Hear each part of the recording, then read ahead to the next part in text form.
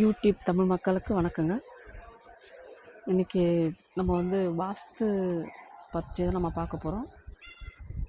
வாஸ்துனாலே பார்த்திங்கன்னா நம்ம எப்படி மனிதனாக பிறந்து உண்ண உணவு, உடுக்க உடை, இருக்க இடம், நமக்கு என்ன தேவையோ அது மாதிரி வந்து நம்மளோட வாழற நம்மளோட மனைகள்லேயும் வந்து அந்த மாதிரி ஒரு நமக்கு கடைப்பிடிக்கணும். அப்போ அதாவது எப்படி பார்த்தீங்கன்னா, நம்ம வாழற மனையில் வந்து பார்த்திங்கன்னா அந்த மண்ணில் இந்த இடத்துல பூஜை இருக்கணும், இந்த இடத்துல வந்து கிணறு இருக்கணும், இந்த இடத்துல கழிவுநீர் போகணும், இங்கே அடுப்பு வைக்கணும், ஒரு ஃப்ரண்ட்டு பேக்கு இந்த மாதிரி ஒரு குறிப்பிட்ட இடங்கள் காலி இருக்கணும், அப்படி இந்த இடம் மேடாக இருக்கணும், இந்த இடம் பள்ள பகுதியாக இருக்கணும்.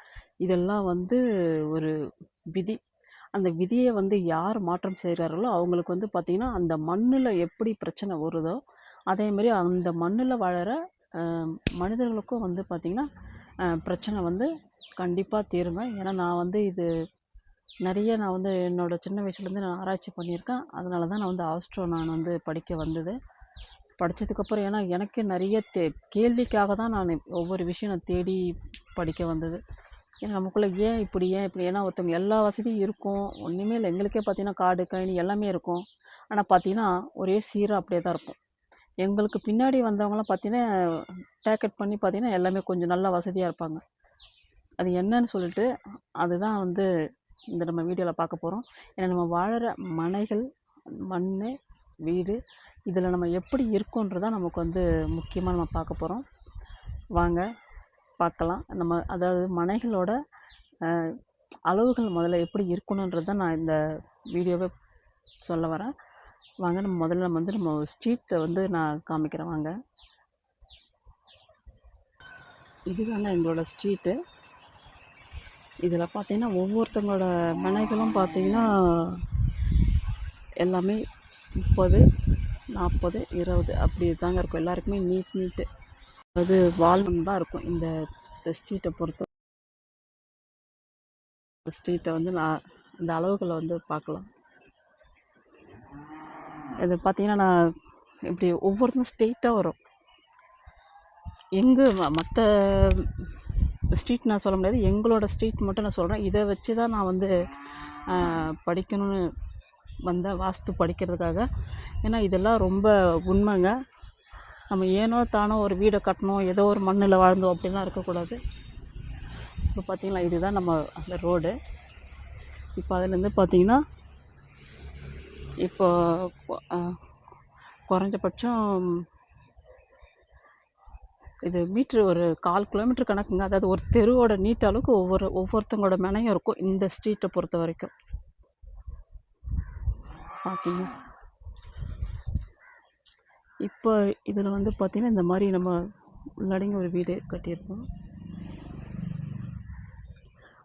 இந்த மனைகளோட அளவு வந்து இந்த மாதிரி ஸ்ட்ரெயிட்டாக இந்த மாதிரி வால் மண் என்பது நான் வந்து ஒரு கிரகங்களை வந்து நான் சுட்டி காமிக்க முடியாது.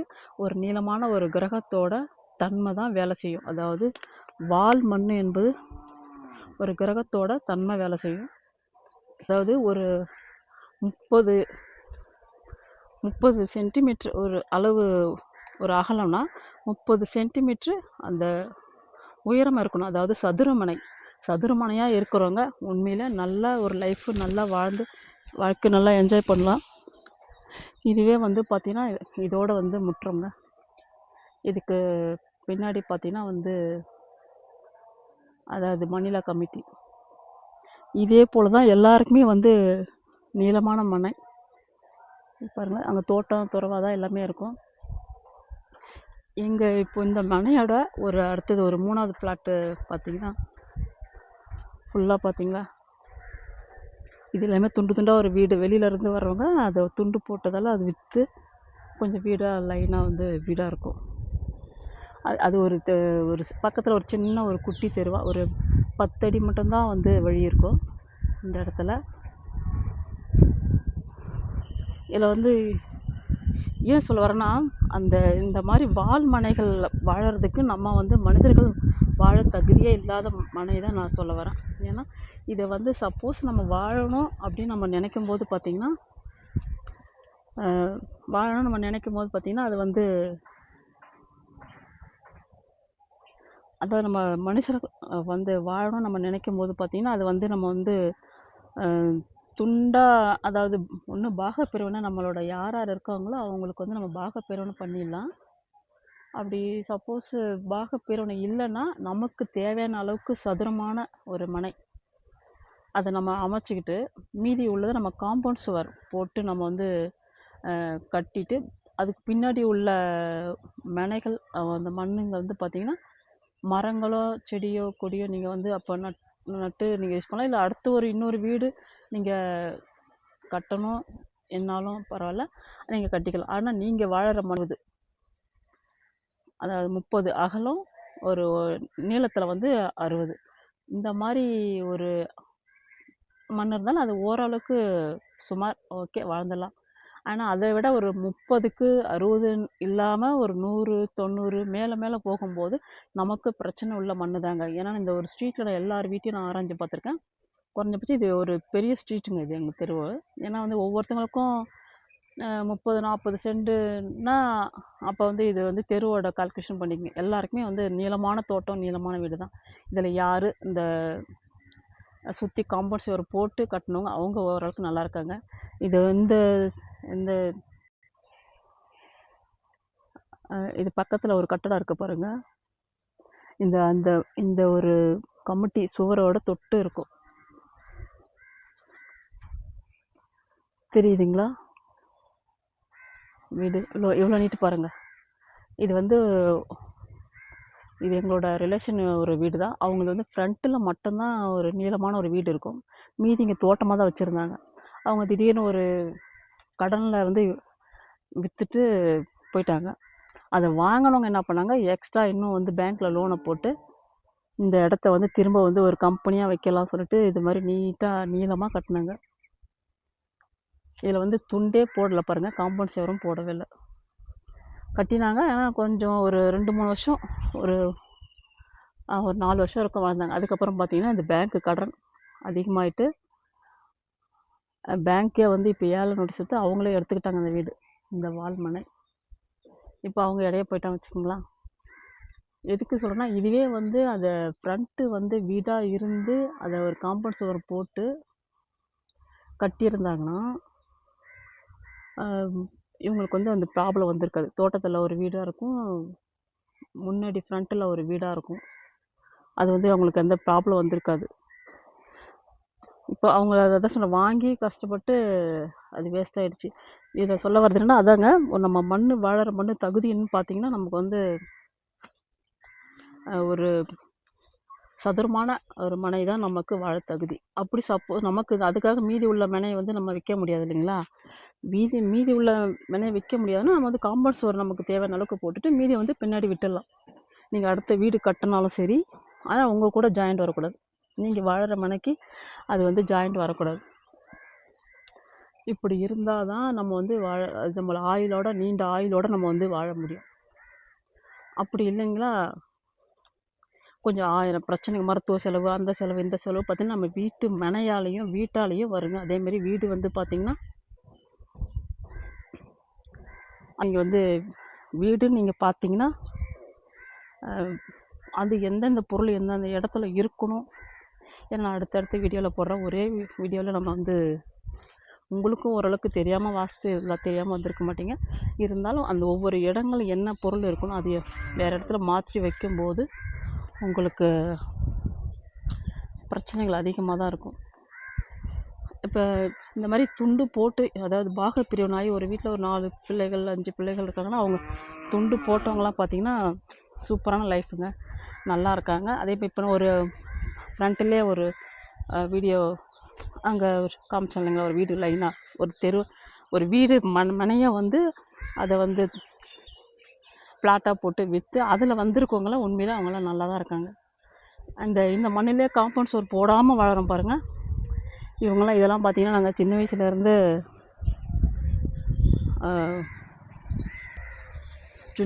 பார்த்திங்கன்னா இந்த இன்னும் ஓட்டு வீடு, இன்னும் அது பாகப்பிரிவினாவில் அங்கே இங்கேயே இல்லை. அதோட எங்களோட மனையும் இதே தாங்க.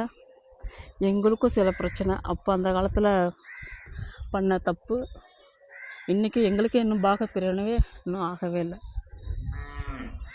ஏன் பார்த்தீங்கன்னா இதை தெரியுங்களா, இந்த ஒரு கிணறு இது கரெக்டாக சனி மூலை, அதாவது இந்த கார்னரில் நம்ம நல்ல தண்ணி வர்றது சனி மூலையில் தான் நமக்கு வரணும். ஆனால் அது கரெக்டாக கார்னரில் போய் அது வந்து இந்த கிணறு இருக்கக்கூடாது. இந்த கிணறுக்காக நான் தனியாக ஒரு வீடியோ போடுறேன் பாருங்கள். இது வந்து பெரிய பிரச்சனையிலே இருக்குது. இருந்தாலும் அது எப்படி சொல்கிறதில்ல, இருந்தாலும் அந்த பிரச்சனைக்கு உண்டானது எங்கள் மனைக்கே பார்த்திங்கன்னா இந்த கிணறு. ஏன் என்னன்னா எங்கள் காலத்தில், எங்கள் தாத்தா காலத்தில் தோட்டத்து சைடில் வந்து அதாவது கிணறு நோண்டும் போது சாவியானா மணலாகவே வந்துட்டு இருந்ததுன்றதால அவர் இங்கே வந்து நோண்டினார். எங்களோட பழைய வீடு பார்த்திங்கன்னா கட்டடம் இங்கே தான் இருந்துச்சு. ஒரு 100 வருடத்து ஒரு மெத்தோடு வச்சுங்களா. அந்த காலத்தில் தட்டை விடுவாங்க. அது ரொம்ப டேமேஜ் ஆனதாக இடிச்சிட்டு நம்ம பேக்கில் போயிட்டு நாங்கள் ஒரு இப்போ சின்னதாக பாகப்பிரிவினை இல்லாமல் அதை வந்து கட்டி வச்சுருக்கோம். இப்போ பார்த்திங்களா,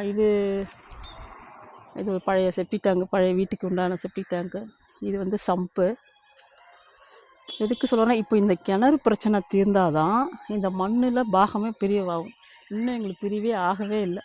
பிரிக்கவும் விடாது. இந்த வாஸ்து பிரச்சனை, அதாவது நம்ம சொன்ன நீளமான ஒரு கிரகம் வந்து இதை ஆள்றதால நமக்கு வந்து இது பிரிக்கவே விடாது. அதுமாரி யாரோட மனைகள் இருந்தாலும் நீங்கள் வந்து காம்பவுண்ட் சுவர் வச்சு கண்டிப்பாக நீங்கள் ஒரு ஒத்தக்கல் சுவர் வச்சாச்சும் நீங்கள் காம்பவுண்ட் சுவர் போட்டிங்கன்னா நம்ம வந்து வாழ்க்கையை வந்து நம்ம வந்து வாழ்ந்துடலாம்.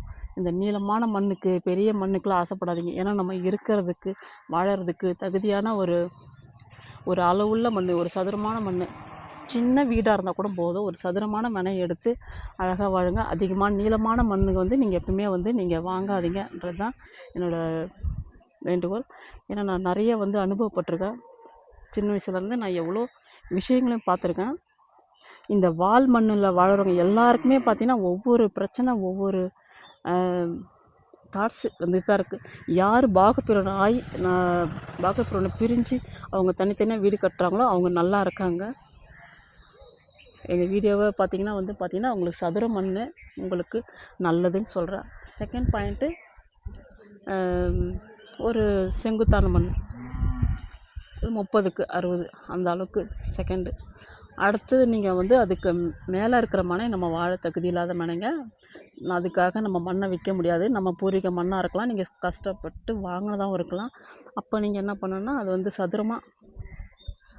சதுரமாக வந்து நீங்கள் வந்து போட்டுட்டு காம்பவுண்ட் சுவரை போட்டுட்டு மீதி மனையை நீங்கள் காலியாக விட்டுருங்க.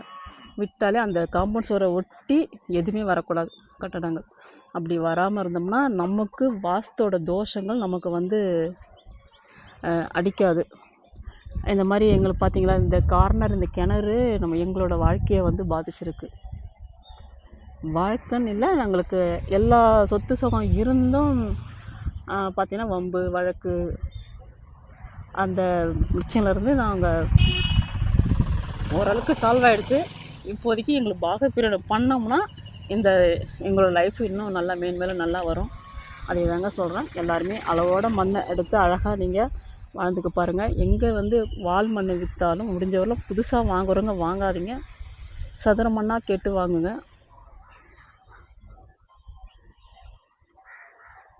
அதுதாங்க. உங்களுக்கு இந்த வீடியோ பிடிச்சிருந்தால் லைக் பண்ணுங்கள், சப்ஸ்கிரைப் பண்ணுங்கள். ஏன்னா வந்து நம்ம மக்களுக்கு வந்து நிறைய விஷயம் தெரியாது. நிறையா மண் வேணும், அது மண், அவங்க பெரிய மண்ணுக்கு ஆசைப்படாதீங்க தயவு செஞ்சு. எவ்வளோ பெரிய வீடாக இருந்தாலும் சதுர கணக்கில் ஒன்றுமே இல்லை. இப்போ 1 ஏக்கர்லாம் அந்த செட்டிநாடெல்லாம் வீடு இருக்கும் சொல்லுவாங்க. அந்த 1 ஏக்கர்னால் சதுரமான மனையில் கரெக்டாக அந்த 1 ஏக்கர் சதுரத்துக்கு, அதாவது 1 ஏக்கர் பரப்பளவுனா அதே பரப்பளவில் ஒரு 100 இது மீட்டர், 100 மீட்ரு அகலம், 100 மீட்ரு வந்து உயரம். அந்த மாதிரி ஒரு இதில் இருந்துச்சுன்னா கண்டிப்பாக வந்து அந்த வீடு வந்து காலாகாலத்துக்கும் நிலச்சி நிற்கும். காலாகாலத்துக்கும் பேர் சொல்கிற மாதிரி ஒரு நிலச்சி நிற்கும். இதுதாங்க ஒரு சீக்ரெட்டான ரகசியம். அதனால் மனைகள் வந்து நீங்கள் இருக்கிற இடம், நீளமான ஒரு மனை இருந்துச்சுன்னா அதை வந்து நீங்கள் வந்து காம்பவுண்ட் சுவர் சுற்றி போட்டுட்டு நம்ம வந்து வாழ பாருங்கள். இந்த இப்போது உங்களுக்கு காமிக்கிறோம் இல்லைங்களா, இந்த பாருங்கள், இது எங்களோட பக்கத்து வீடு. இது பாருங்கள், இவங்க வந்து கரெக்டாக இது ஒரு நீளமான மண். இது பார்த்திங்களா, இந்த நீளம் அந்த இது வரலும் போகுது. அந்த மணியில் கமிட்டி இருக்குங்களா, அந்த காம்பவுண்ட் சுவரில் போகுது. இவங்க வந்து வாங்கி வந்தவங்க இந்த கட்டடக்காரங்க பக்கத்தில், எங்கள் வீட்டு மனை பக்கத்தில். இவங்க வந்து கரெக்டாக ஒரு 5 சென்ட் தான் வாங்கினாங்க, ஆனால் சதுரமாக வாங்கிட்டாங்க. இவங்க வந்து ஒன்றுமே இல்லாமல் வாடகை வந்தவங்க. அதுக்கப்புறமா வேலை கிடச்சி அதை கிடச்சி நல்லா சம்பாத்தியம் பண்ணி இப்போ பார்த்திங்கன்னா பல வீட்டுக்கு அதிபதி. இவங்க சென்னையில் செட்டில் ஆகிட்டாங்க. இவங்க இப்போ இதெல்லாம் வாடகை தான் இருக்குது. ஏன் சொல்கிறேன்னா, இவங்க இதில் இந்த மண்ணை விற்றாங்க பாருங்கள், அவங்களோட மீதி வந்து ஒரு 30 சென்ட்டுக்கு இருக்குது பேக்கில்.